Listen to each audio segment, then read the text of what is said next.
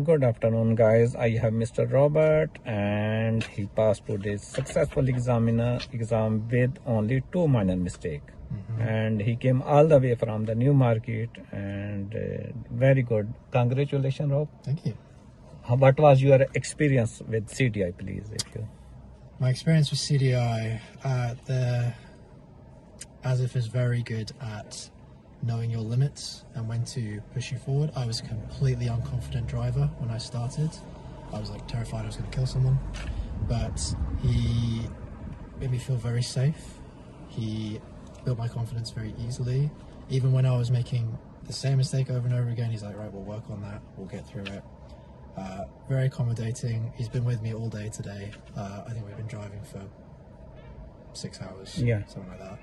So CDI, solid choice in current. If you can get some slots, get them. And first time pass, yes? And first time that pass. Is first attempt.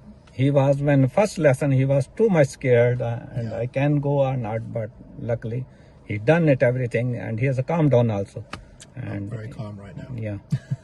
Thank you so much, Rob. Thank you. Have a future and safe drive.